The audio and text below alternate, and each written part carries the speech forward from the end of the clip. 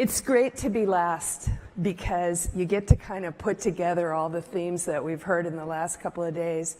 And what I want to focus on is kind of more personal to you and to your companies. I want to talk about, we heard a lot of people talking about we have to create work in a way that's for the 21st century and not the 20th century. And what I do now, I've been gone from Netflix for about 6 years.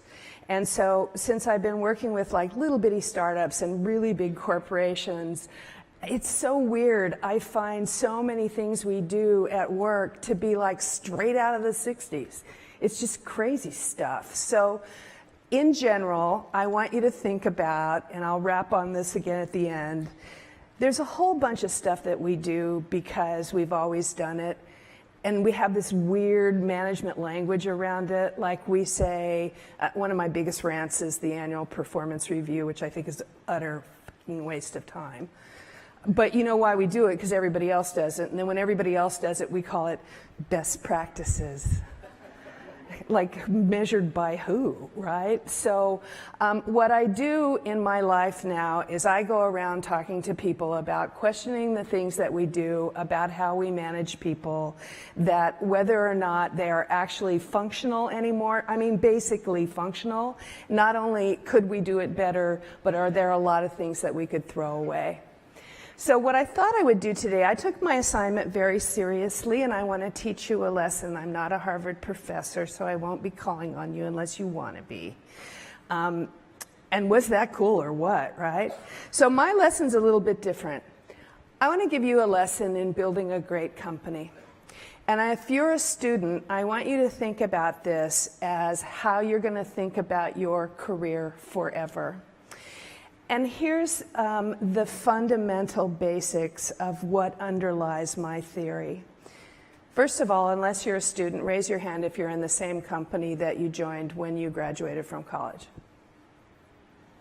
Okay, 2. I've done groups of 5,000 people, and it's 2.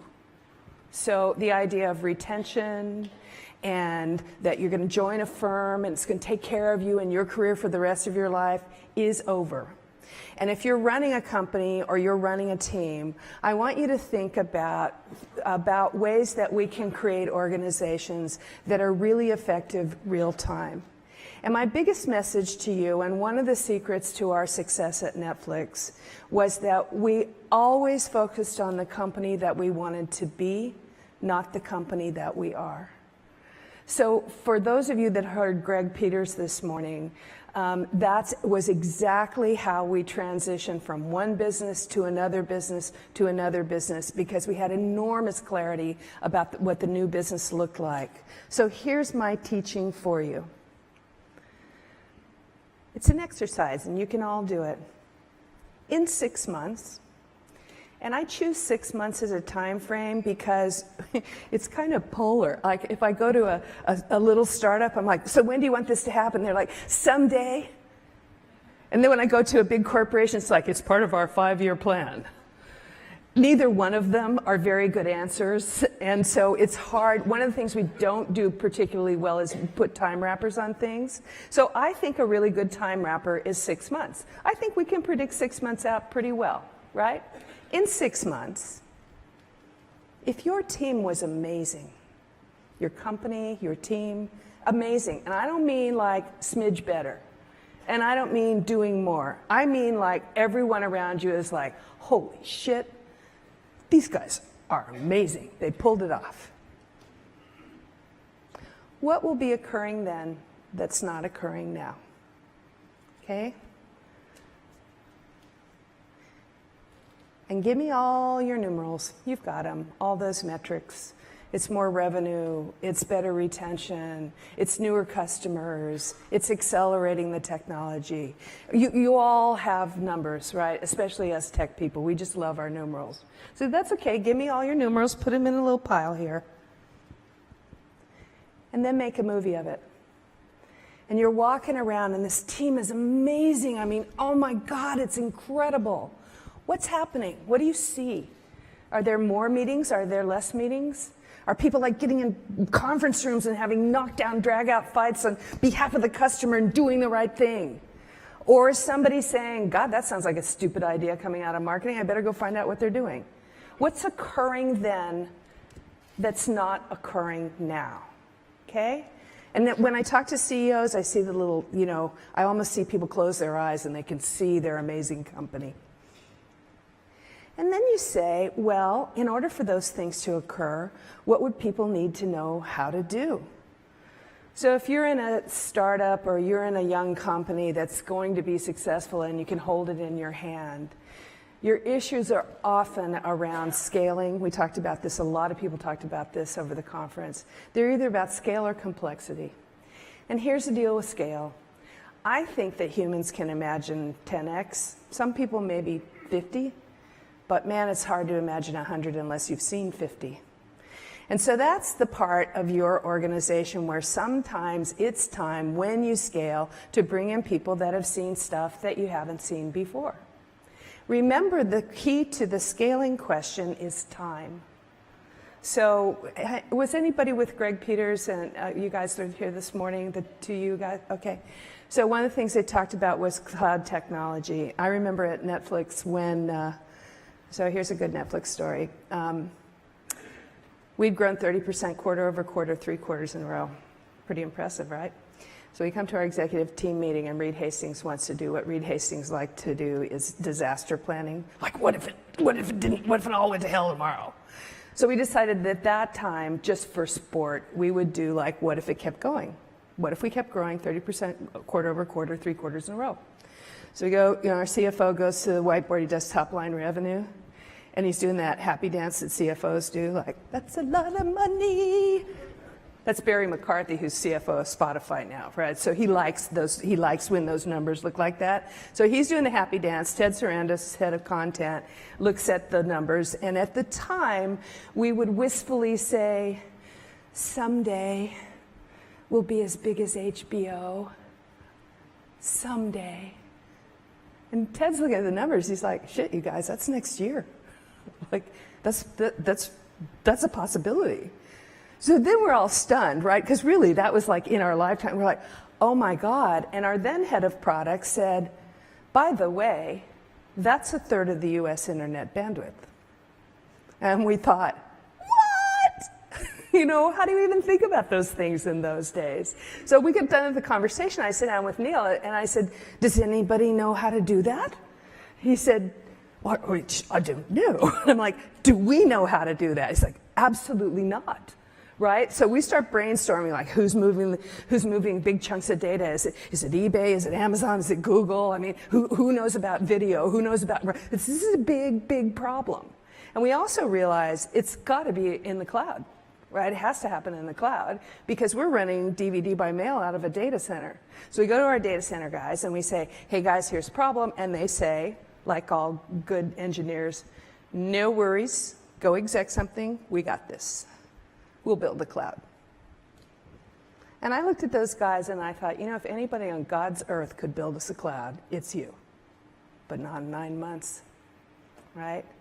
So when we had that conversation with those folks, they were like, what do you mean? I've been here 7 years. I've built this amazing data center. Am I not going to be part of that?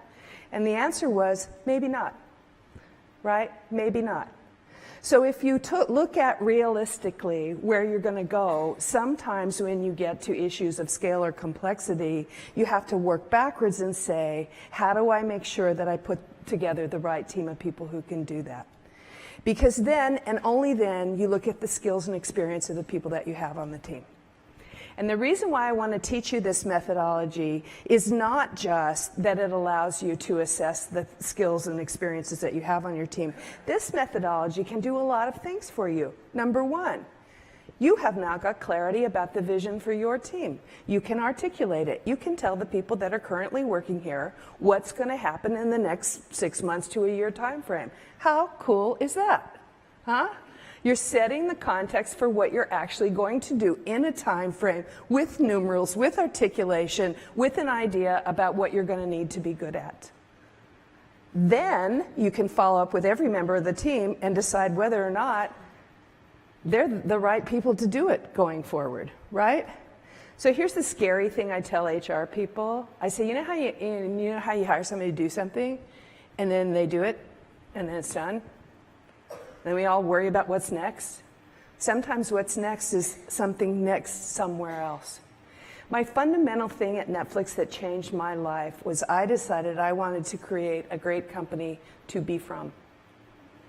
So I want you to sit with that for a second. If that's your job, if you run a company or you run an organization, if you spend every single day saying, I'm going to create a team of people that does such amazing work that having that on their resume means something, you're going to think about things a lot differently. Okay, so the other thing about when you back up in this methodology, so now I've said, now I'm able to have a conversation with everybody on my team and say, gee, I don't know, let's think about what your role is going to be on this team 6 months, especially if we're going to change gears. And you know those honest conversations? You can have them. You can have them. You got 6 months to have the conversation because you've already talked about it. And people understand the context of what you're trying to do. That's thing one. Thing two is, now you know who to hire, right? Now you're hiring for the deltas. And the deltas that you're hiring for are people who are going to help you solve that problem 6 months out.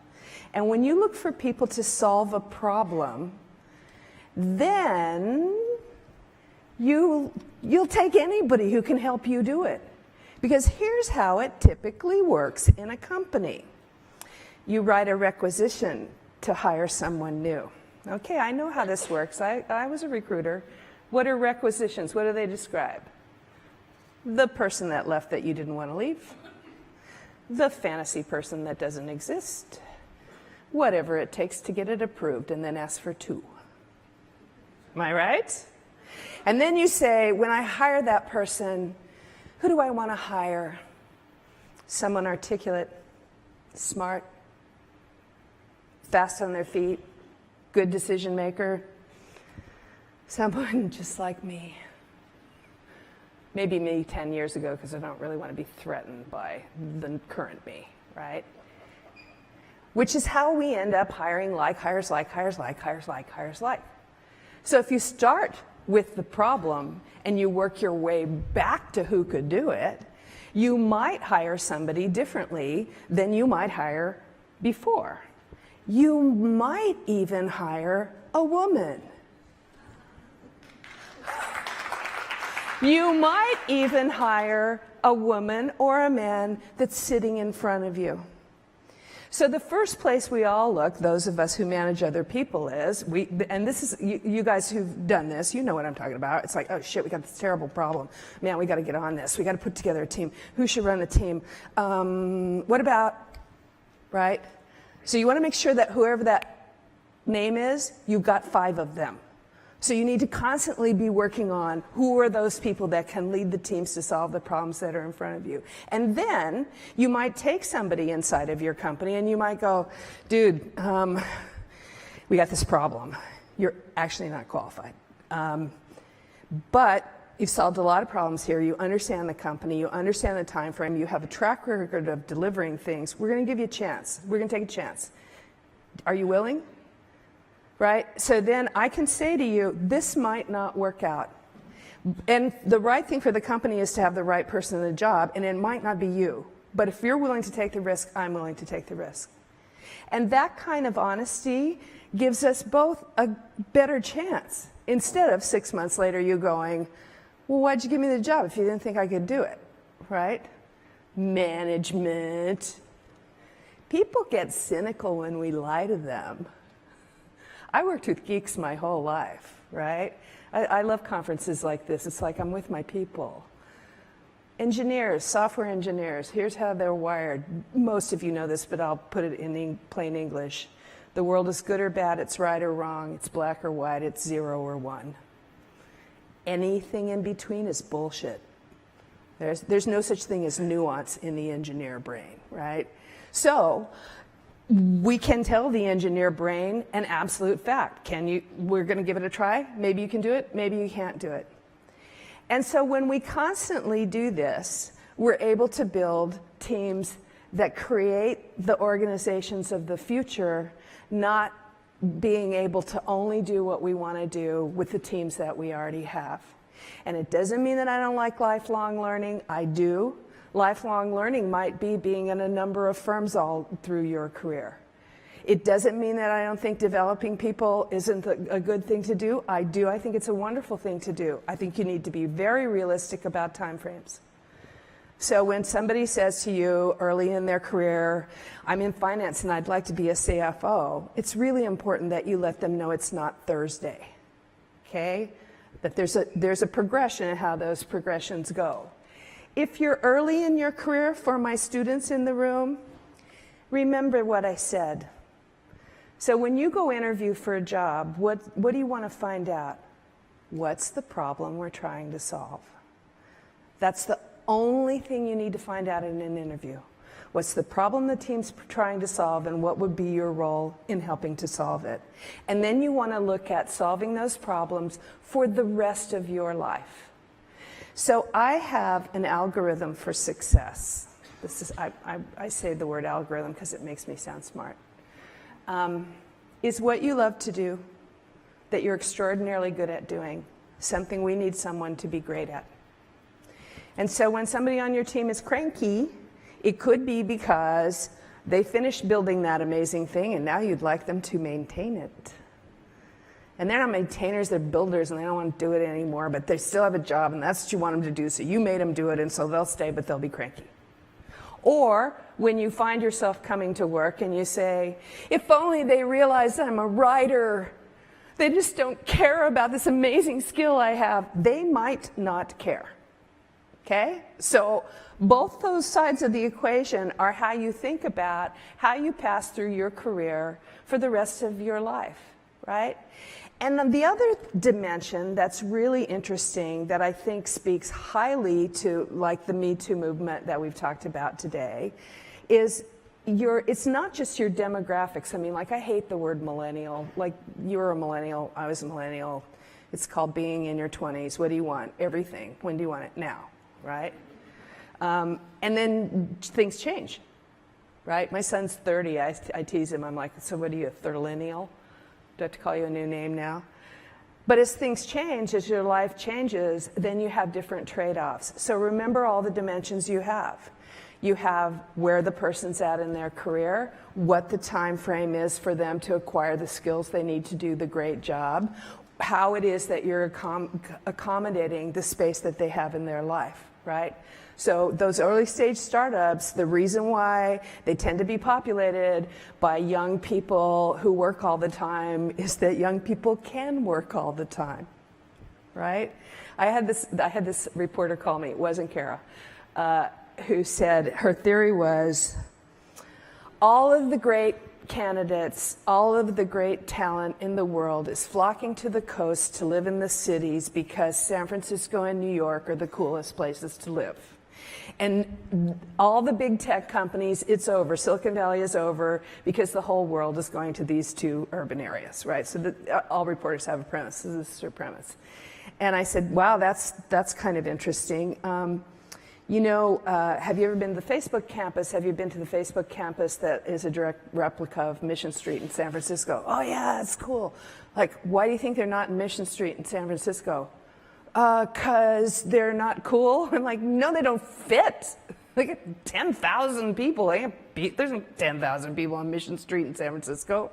And oh, by the way, the reason why they're in Mountain View is because they can have that giant campus. And the reason why they can have a lot of people in that giant campus is a lot of people are going to want to have children and families, and they're going to be on a different campus, right? The urban life isn't for everybody, right? And the other thing is they're going to be able to attract and retain and develop people who want to solve bigger and better problems. So you want to think about the size and the scope of the problems that you're trying to solve, and who has the experience and the desire to help you solve those problems. And once you have that articulation, then you can build the team of tomorrow, not just riff off the team that you have today. And the other thing you can do for me is when you build that team of tomorrow, in order to make them unbelievably successful, remember how we've set them up now. This is what we need to do. This is how we need to do it. This is what our time frame is for doing it. Then what I want you to do in order to make that successful is just get out of the way. get out of the way. If you're doing stuff that seems to be wasting your time and wasting their time and slowing you down, then consider, rather than reinventing it, to just stop doing it and see whether or not it matters, right? I'll leave you with feedback, because I did say the part about how I hate the annual performance review, and I do. I think it's stupid. But I think feedback's really important. And so I want you to think about when feedback is effective. And the one that most people think that feedback means constructive criticism, means telling somebody something that they don't like but being nice about it, which if you're an engineer, this does not flow, right? It doesn't make any sense. It is an it's a feedback mechanism that we most always use. I usually translate it into guilt tripping. It's what you do with your kids or your pets, right? That bad thing you did, don't do that bad thing again. And then the next time you do that bad thing, because you'll feel bad. And eventually you'll stop doing. But I mean, it's really slow. So consider this kind of feedback. That was amazing. Right there, right then. Do that again. And you'll do that 5 times this afternoon. So remember that feedback in the moment is really, really important. Feedback in the moment means you can say, hey man, that conversation we just had was kind of weird and you're mansplaining again, so stop doing that, and you can stop doing that, right? Instead of reporting it to HR that there's a pattern of harassment, right?